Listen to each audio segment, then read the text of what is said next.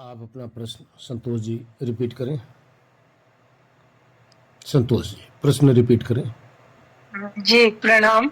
हाँ आशीर्वाद। जैसे कहते हैं ना कि चैतन्य कहिए, ऊर्जा कहिए, सभी चीजों में सब जगह है।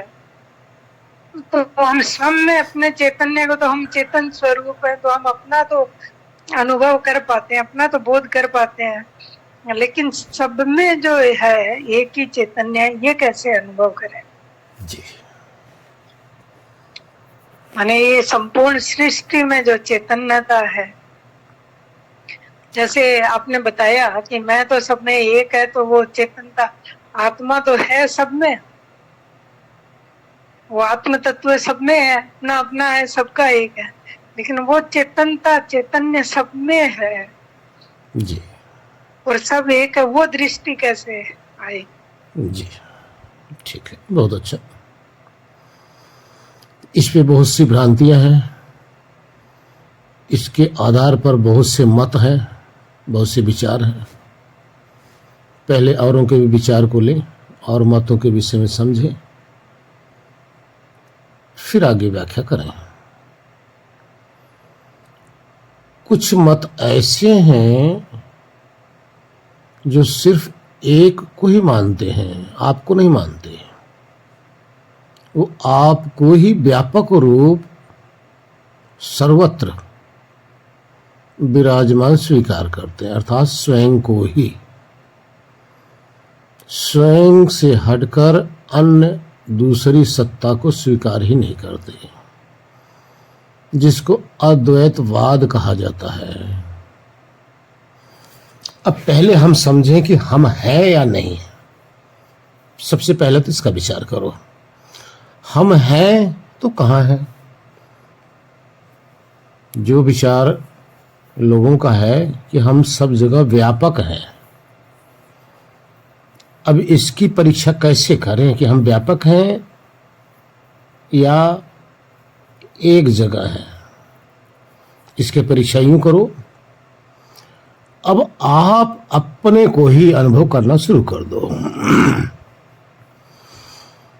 आप यहां देखिए कि आप कहां से बाहर को झांक रहे हैं या बाहर से अंदर को झांक रहे हैं। आप अनुभव करेंगे आप इसी देह में से आंखों के द्वारा, नेत्रों के द्वारा बाहर को झांक रहे हो। जो भी रूप बाहर को देख रहे हो, अगर आप वहां होते तो आपको यहां से झांकने की आवश्यकता नहीं थी, लेकिन यहां पर हो, इस देह में हो, जो आंखों से बाहर को झांक रहा है, बाहर को देख रहा है। ये सिद्ध हो रहा है कि आप इन नेत्रों के पीछे इस देह में उपस्थित होकर ही बाहर को आप देख रहे हो। दूसरा ये भी सिद्ध हो जाता है कि जिस स्थान पर आप देख रहे हो, चाहे 100 मीटर हो, चाहे 500 मीटर हो, चाहे लाखों मीटर, लाखों किलोमीटर क्यों ना हो, आपको स्वयं अनुभव हो रहा होगा कि वहां हम यहां से देख रहे हैं। आप सूरज को देखते हैं, सूरज में अगर आप हैं तो यहां से देखने की आवश्यकता नहीं है, क्योंकि सूरज में होकर सूरज में ही सिर्फ आप देख लेंगे। नहीं हो इसलिए यहां से देख रहे हो, यह सिद्ध हो रहा है। अब आप देखिए, बाहर से आप अंदर नहीं देख रहे हो, यह सिद्ध नहीं हो रहा है, लेकिन अंदर से बाहर देख रहे हो, यह सिद्ध हो रहा है। तो ये कन्फर्म हो जाता है कि आप इस देह से परे हैं ही नहीं, इस देह से दूर है ही नहीं, क्योंकि देह से दूर देखने के लिए अंदर से आप देख रहे हैं। देह को भी जब आप देखते हैं तब देह को भी देखते हुए आप अंदर से ही देख रहे हैं, तो ये सिद्ध हो जाता है कि हम ये रहे, हम यहां हैं। अब आई बात, ये तो सिद्ध हो गया कि आप बाहर नहीं हैं, लेकिन आप अंदर हैं। ये कन्फर्म हो गया कि यही आप हैं, यहां आप हैं। यहां आप हैं का अर्थ एक देशी है, एक ही देश में रहते हो, सभी देश में आप व्यापक हो ही नहीं। तो ये भ्रम आपका दूर हो जाता है। जो आपको समझाते हैं, सिखाते हैं, पढ़ाते हैं कि एक ही आत्मा सब जगह व्यापक है, वो सिर्फ थोथा अज्ञान ही रह जाता है, वो प्रैक्टिकल से सिद्ध ही नहीं हो जाता। इतना सिद्ध हो जाता है कि मैं यहां हूं, यानी एक देशी हूं। आपके विषय में जो व्यापक कहा जाता है वो झूठ है। अब आगे आइए, अब जो व्यापक है भी या नहीं है, अब उसको कैसे सिद्ध करोगे? आप तो अपने को सिद्ध कर लिए, जो व्यापक सत्ता है उसको कैसे सिद्ध करोगे? अब व्यापक सत्ता कोई है भी या नहीं है, इसको कैसे सिद्ध करोगे? लेकिन प्रमाण के द्वारा। जिसका प्रमाण न मिले वो सिर्फ एक कल्पना मात्र है, कहानी मात्र है, हकीकत नहीं है। आगे आइए, अगर वो व्यापक है तो वहां भी आपको महसूस होना चाहिए ना। आप पेड़ों में देख रहे हैं, व्यापक का अर्थ है कोई भी कण उससे अछूता ना हो, कोई भी देश, कोई भी काल उस व्यापक सत्ता से अछूता ना हो, अर्थात सब जगह हो, तभी तो आप उसको मानोगे सब जगह। अब इसके मानने के लिए आपको क्या करना पड़ेगा? अब प्रमाण चाहिए, प्रूफ चाहिए। अब इसका प्रूफ कहां है, क्या है? देखिए, जहां भी आप देखते हैं, जिसमें भी आप देखते हैं, वहां एक रचना हो रही है। रचना, ध्यान रखना, कर्म नहीं। कर्म तो हमारे द्वारा होता है। कर्म का अर्थ है कहीं का ईंट कहीं का रोड़ा, भानुमतु ने कुनबा जोड़ा, इसका नाम है कर्म। हम सब जो भी करते हैं, कहीं से ईंट लिए, कहीं से पानी लिए, कहीं से सरिया लिए, कहीं से सीमेंट लिए, कहीं से गिट्टी लिए, तब जाके उसको बना दिया। कहीं से गोभी लाए, कहीं से आलू लाए, कहीं से मिर्ची लाए, कहीं से टमाटर लाए, कहीं से अदरक लाए, कहीं से तेल लाए, कहीं से पानी लाए, कहीं से गैस लाए, फिर किसी चूल्हे पर उसको उबाल कर सब्जी बना दिए। तो इसका नाम है कर्म। कर्म का कर्ता कौन है? हम, आप। कर्म का कर्ता इसलिए है कि हम रचना नहीं कर सकते, ये कर्म कर सकते हैं। और रचना कर्म में क्या फर्क है? ईश्वर रचना करता है, कर्म नहीं करता। रचना किसे कहते हैं, इस पे विचार करो। रचना का अर्थ होता है कि कोई भी पदार्थ बन रहा है, उसको ना तो कहीं से उसका कोई भी मटेरियल बाहर से लाने की आवश्यकता है ही नहीं। बाहर से कोई मटेरियल लाने की आवश्यकता नहीं। उसी वातावरण से, वहीं से, उसी में से, उसी जलवायु से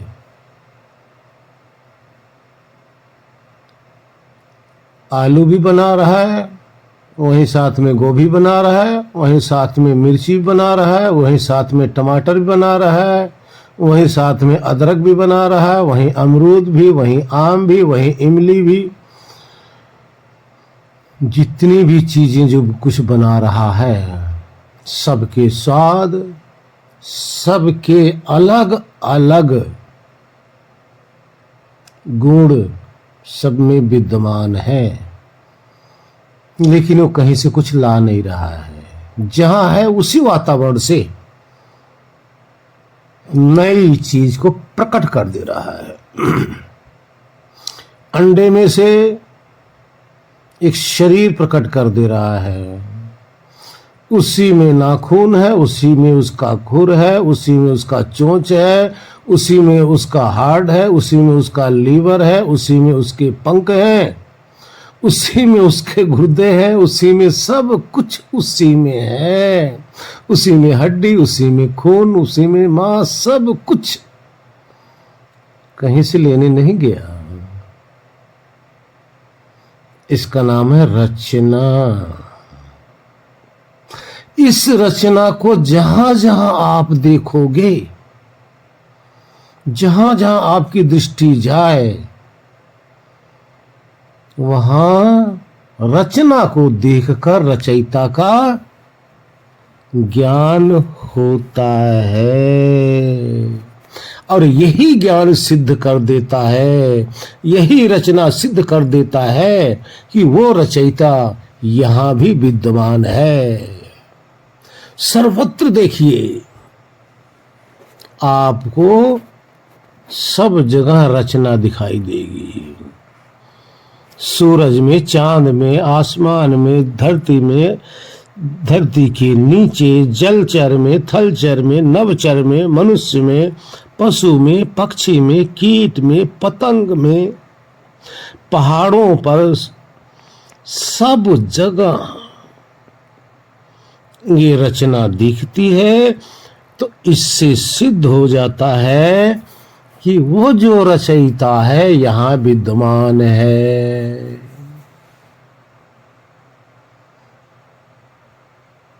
आगे देखिए, वो एक शक्ति है, शक्ति, पावर, वो पावर है। ऐसी पावर आपके हार्ट को, कोई ऐसी संसार में मोटर नहीं है कि जो कभी विश्राम ना करती हो, लेकिन आपकी हार्ट रूपी मोटर जन्म से मृत्यु तक चलती रहती है, कभी थकती नहीं, कभी विश्राम नहीं लेती। आपके समस्त शरीर के ऑर्गन्स सब चलते रहते हैं, विश्राम नहीं करते। वहां पर भी वो शक्तिमान विराजमान है। विषय लंबा हो जाएगा, इसलिए शॉर्टकट मारते हैं। है तो चार चीजों से ईश्वर की पहचान होती है, हम दो में ही छोड़ देते हैं। सूरज को देख लो, अपनी जगह खड़ा है, अपनी आभा, अपनी ऊर्जा प्रसारित कर रहा है। 1,00,000 किलोमीटर, ये मेरे ख्याल से 14.5 ऐसे कुछ किलोमीटर ये दूर है, फिर भी उसकी ऊर्जा खत्म नहीं हो रही है। आपकी धरती 24 घंटे में एक बार घूम जा रही है, ये किसकी शक्ति से? सारे जितने भी ग्रह हैं सब अपनी अपनी धुरी पर वहीं घूम रहे हैं। जरा सा भी असावधानी घटी नहीं कि सारे ग्रह एक आपस में टकराकर समस्त ब्रह्मांड एक क्षण में समाप्त हो जाए। समस्त लोकांतर को उसी शक्ति ने घेर कर अपनी अपनी धुरी पर चला रहा। ये शक्ति की पहचान है। रचना भी हो गई, शक्ति भी हो गई। आपको क्या चाहिए? समस्त जीवों को किसको क्या क्या चाहिए? सब के विषय में जानने वाली शक्ति वो है जो आपके लिए बाहर से समस्त पदार्थ की रचना हो रही है और वो आप तक पहुंचाया जा रहा है। उसमें से शरीर के लिए अलग अलग तत्व उसमें से निकाला जा रहा है। उसी में से खून, उसी में दूध, उसी में हड्डी, उसी में मांस मज्जा, उसी में बाल, उसी में नाखून, उसी में दांत, उसी में आंख, सब कुछ उसी में से निकालकर आपके लिए व्यवस्थित किया जा रहा है। ये ज्ञान रूप शक्ति ही ईश्वर है। इस तरह से अगर आप महसूस करेंगे तभी आप महसूस कर पाएंगे कि वो व्यापक रूपी सत्ता सर्वत्र है। लेकिन जब सबसे आप फिर यहाँ देखेंगे, आपके लिए बुद्धि, आपके लिए मन, आपके लिए पांचों ज्ञान इंद्रिय, आपके लिए पांचों कर्म इंद्रिय, ये समस्त सूक्ष्म शरीर को इस स्थूल शरीर में कैसे जड़ दिया गया है, जैसे जकड़ दिया गया आप समेत को। और फिर इस स्थूल शरीर से आप कैसे कार्य कर रहे हैं, ये सारी व्यवस्था कहां से, किसके द्वारा हो रही है, आप अनुभव करेंगे। वही सुप्रीम पावर है जो हमारे इंद्रियों में भी बसा हुआ है। वही सुप्रीम पावर है हमारे मन में बसा हुआ है। वही सुप्रीम पावर हमारी बुद्धि में, शरीर में, एक एक सेल्स के अंदर वो सुप्रीम पावर बसा हुआ है। इस तरह से हम महसूस करते हैं।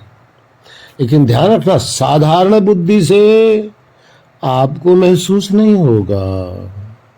ये इस दिव्य दृष्टि से ही ईश्वरीय शक्ति महसूस होने लग जाती है। भोग की दृष्टि से कदापि ईश्वर महसूस नहीं होंगे।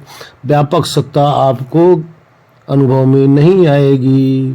लेकिन दिव्य दृष्टि से वो दिव्य पुरुष सर्वत्र दिखाई देने लग जाएगा।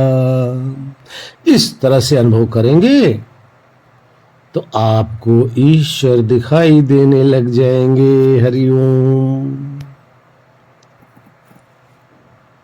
यही समझियो। ध्यान देना जी दीदी। कि सब जगह चलाती हुई आपको नजर आएगी वो शक्ति। सब जगह करती हुई नजर आएगी वो शक्ति। करते हुए, कर्म करते हुए, अच्छा अर्थात रचना करते हुए आपको दिखाई देगी वो शक्ति। लेकिन वो शक्ति आंखों का विषय नहीं है, कान का विषय नहीं है, नाक का विषय नहीं है, त्वचा का विषय नहीं है, मन का भी विषय नहीं है, वो वाणी का विषय ही नहीं है। वो तो मौन का विषय है, वो विवेक का विषय है, वो दिव्य दृष्टि का विषय है। बिना दिव्य दृष्टि से वो दिव्य पुरुष दिखाई नहीं देता। जो जितना भी जहां कर्म हो रहे हैं, रचना हो रहे हैं, जो भी शक्ति आपको अनुभव हो, जहां भी अनुभव होगा उस वही ईश्वर ही है। हरिओम। बिजली है, सबके घरों में गई हुई है। बिजली एक है या अनेक है? एक है। ये बिजली किसी पावर हाउस से सबके पास आ रही है, सबके पास जा रही है, किसी पावर हाउस से। और उस पावर हाउस से सबके घरों में जुड़ने के लिए एक तार का साधन चाहिए। अगर तार नहीं होगा तो किसी घर के अंदर वो बिजली उस पावर हाउस से, देखो सैकड़ों किलोमीटर दूर से, यानी सैकड़ों किलोमीटर दूर पावर हाउस है, लेकिन सैकड़ों किलोमीटर दूर से ये जो तार है बिजली का, ये सब घरों में जोड़ रही है, सब बल्ब से जोड़ रही है, सभी यंत्र से जोड़ रही है। तो इसका अर्थ क्या हुआ? ये जो पावर जहां से चल रही है ये व्यापक है। व्यापक रूपी जो पावर हाउस है वहां से सारे कनेक्टेड हैं, सब कनेक्ट है वहां से। अब अपने आप को कैसे महसूस करोगे? ध्यान रखना, आप भी तो एक पावर हैं, लेकिन आप उस पावर हाउस से उस तरह से कनेक्ट नहीं है जैसे बल्ब को कार्य करने के लिए पावर हाउस से कनेक्ट होना चाहिए, मोटर को कार्य करने के लिए, टीवी अर्थात सबको कार्य करने के लिए उस मेन पावर हाउस से कनेक्ट होना चाहिए, तभी कोई इंस्ट्रूमेंट कार्य कर सकता है। अब आगे देखिए, आप एक स्वयं ही पावर हाउस स्वयं है। आपके पावर का निर्माता अन्य कोई नहीं है। आप अपनी ही पावर से देख रहे हैं, अपनी पावर से सुन रहे हैं, अपनी पावर से बोल रहे हैं, अपनी पावर से चख रहे हैं, अपनी पावर से ही शरीर को चला रहे हैं। कैसे? जैसे एक जनरेटर है, वो जनरेटर जब चलता है तो अपनी वो पावर हाउस स्वयं है, वो स्वयं है, अपनी पावर स्वयं बना रहा है, ना कि किसी तार से कनेक्ट होकर कहीं दूसरी जगह से पावर ले रहा है। वो स्वयं ही पावर बना रहा है। इसी तरह से आत्मा इस देह में एक पावर हाउस स्वयं खुद है, खुद वो पावर है। इस देह के अंदर विराजमान होकर देखना, सुनना, बोलना, चखना, चलाना, करना ये कार्य करता है। तो ये हो गया एक देशी। और जो तार से कनेक्टेड है, सब जगह जो तार जा रहा है वो एक पावर हाउस से जुड़ा हुआ, वो पावर हाउस हो गया व्यापक रूपी परमात्मा। लेकिन ये भी ध्यान रखो, जो आपकी शरीर है, ये शरीर उस पावर हाउस से जुड़ा हुआ है। जो मेन परमात्मा है, व्यापक है, शरीर उससे जुड़ा हुआ है। शरीर को उस पावर हाउस की आवश्यकता है, बिना उसके शरीर का बाकी कार्य नहीं होगा। लेकिन आप भी तो एक पावर है, आपके द्वारा जो कार्य हो रहा है इसके लिए उसकी आवश्यकता नहीं है। लेकिन उसने जो यंत्र बनाया हुआ देह रूपी, इंद्रिय रूपी, इसकी आवश्यकता है। तो आप भी ज्ञानवान हो गए। अपना ज्ञान, अपने समझ, अपना कर्तव्य कर्म, देखना, सुनना, बोलना, चखना, स्पर्श करना, शरीर को चलाना, ये आपकी शक्ति से हो रहा है। इसलिए वो पावर आप भी हैं और वो पावर परमात्मा है जो व्यापक रूप से है। और आप पावर हैं इस शरीर के अंदर एक देशी जो आत्मा रूप से है। हरिओम। बात को समझे, आपको जनरेट करने वाले ईश्वर नहीं है, लेकिन आपके शरीर को जनरेट, ऑपरेट, डिस्ट्रॉय करने वाले ईश्वर हैं।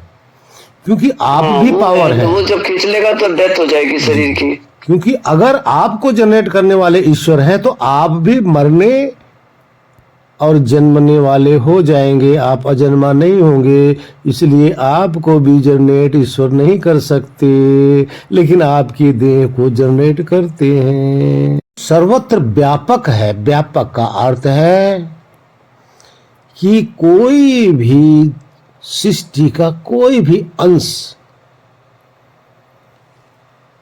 उससे परे नहीं है। अर्थात यदि आप उसमें छिद्र करना चाहो, सुई भी डालना चाहो तो नहीं जा सकती, क्योंकि सब जगह वो मौजूद है। और उसी में आत्मा भी उपस्थित है। हमारा, आपका, हमारा और ईश्वर का व्याप और व्यापक संबंध है। जैसे आकाश का और आपके शरीर का संबंध है। शरीर जहाँ चलेगा, कहाँ चलेगा? उसी खाली स्थान आकाश में। आत्मा जहाँ भी रहेगा उसी ईश्वर में रहेगा। यही व्यापक और व्यापक शाश्वत संबंध आत्मा का और ईश्वर का है। सदा ईश्वर में ही प्रेजेंट है। कैसे पता चलेगा? जब आप समाधि में जाते हैं, उस ब्रह्मानंद में डूबते हैं, तो अपने आप को उस आनंद में प्रेजेंट अनुभव करते हैं कि नहीं? वही आनंद ईश्वर है, वही निराकार है। उसी के अंदर हम अभी भी प्रेजेंट है, उपस्थित है। यही व्यापक और व्यापक संबंध है, वहां जाके पता चल जाता है। ना हम मरते हैं ना वो मरता है, जगत बनता है, जगत बिछड़ता रहता है, जगत मरता रहता है, और हम जहां का तहां उसी के अंदर उपस्थित रहते हैं। शरीर मर गई, हम वहां उपस्थित हो गए। लेकिन ध्यान रहे, उपस्थित हम अभी भी हैं, लेकिन हमें ज्ञान नहीं है। अगर ज्ञान हो गया तो जहां उपस्थित, जहां स्थित है, वहीं सदा के लिए ठहर गए। तो हम अभिन्न हो गए ईश्वर से। अभिन्न का अर्थ साथ रहते हुए भी हम अभिन्न हैं। हरि ओम।